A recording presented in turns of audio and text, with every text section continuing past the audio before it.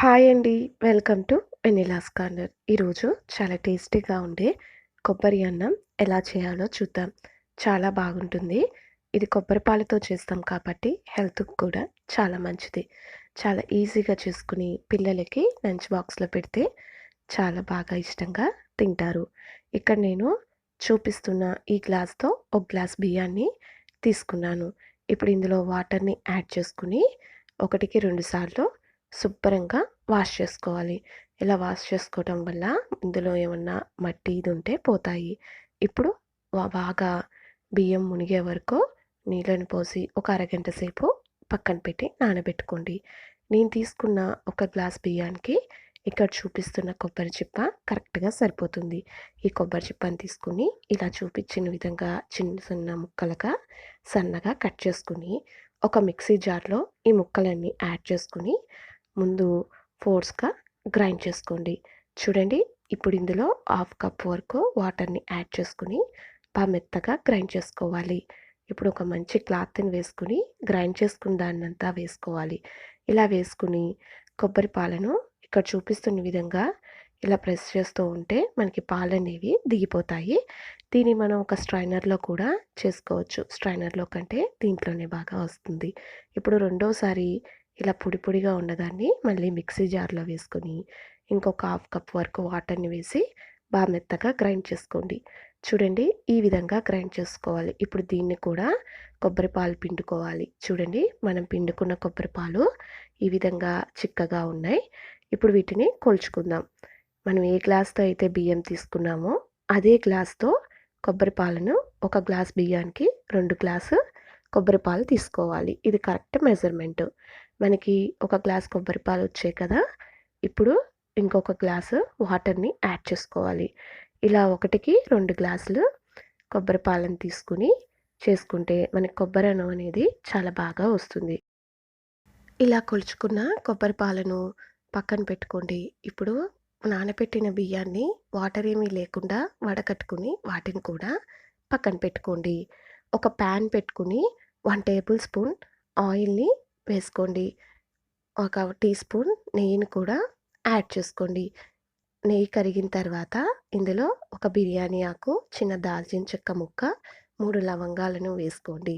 ఒక కప్పు సన్నగా తరిగిన ఉల్లిపాయ ముక్కలను కూడా వేసుకుని ఇలా కలుపుతో వేయించుకోండి. బిర్యానీ దినుసులనేవి మన దగ్గర ఉన్న ఏవైనా యాడ్ చేసుకోవచ్చు.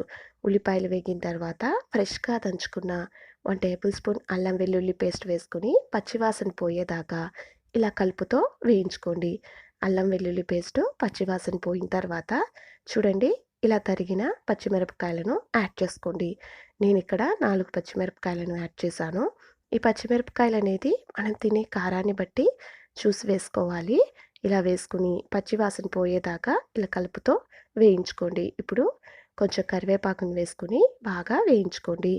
ఇందులో జీడిపప్పును కూడా యాడ్ చేసుకోండి. జీడిపప్పు వేసుకోవటం వల్ల మనకి కొబ్బరన్నం అనేది చాలా టేస్ట్‌గా ఉంటుంది. ఇలా మొత్తం కలుపుకొని ఒక కప్పు సన్నగా తరిగిన కొత్తిమీరని వేసుకొని కలుపుకోండి. ఇక్కడ పుదీనా కూడా యాడ్ చేసుకోవచ్చండి. టేస్ట్ చాలా బాగుంటుంది. నాకు ప్రెజెంట్ అందుబాటులో లేదు కాబట్టి నేను యాడ్ చేయలేదు. మీరు యాడ్ చేసుకోండి. టేస్ట్ చాలా బాగుంటుంది. 1 టీ స్పూన్ గరం మసాలాని యాడ్ చేసుకొని అంతా కలిసేటట్టుగా బాగా కలుపుకోండి. ముందుగా వడకట్టి పెట్టుకున్న బియ్యాన్ని కూడా యాడ్ చేసుకోండి. ఇలా వడకట్టినప్పుడు కొంచెం కూడా వాటర్ లేకుండా చూసుకొని వడకట్టుకోవాలి. ఇలా బియ్యం మొత్తాన్ని కలుపుతో ఒక 1 మినిట్ వరకు వేయించుకోండి. బియ్యాన్ని వేగించడం వల్ల మనకి కొబ్బరన్నం అనేది చాలా పొడి పొడిగా చాలా బాగా వస్తుంది. లో ఫ్లేమ్‌లో పెట్టుకొని ఈ విధంగా వేయించుకోవాలి. ఇప్పుడు ఇందులో రుచికి సరిపడా సాల్ట్‌ని యాడ్ చేసుకోండి. నాకు 1 టీ స్పూన్ వరకు సాల్ట్ సరిపోయింది. మనం తినే ఉప్పును బట్టి చూసుకొని సాల్ట్‌ని యాడ్ చేసుకొని అంతా కలిసేటట్టుగా బాగా కలుపుకోండి. ముందుగా కొలిచిపెట్టుకున్న కొబ్బరి పాలను ఇందులో యాడ్ చేసుకోండి. ఇప్పుడు ఈ కొబ్బరి పాలను మొత్తాన్ని కలిసేటట్టుగా ఒకసారి బాగా కలుపుకొని మనం వేసిన సాల్ట్ సరిపోకపోతే ఒకసారి టేస్ట్ చూసుకొని ఇంకొంచెం సాల్ట్‌ని యాడ్ చేసుకోండి. నేను వేసిన సాల్ట్ కరెక్ట్‌గా సరిపోయింది. మూత పెట్టి మీడియం ఫ్లేమ్‌లో పెట్టుకొని ఒక 10 మినిట్స్ బాగా ఉడకనివ్వండి.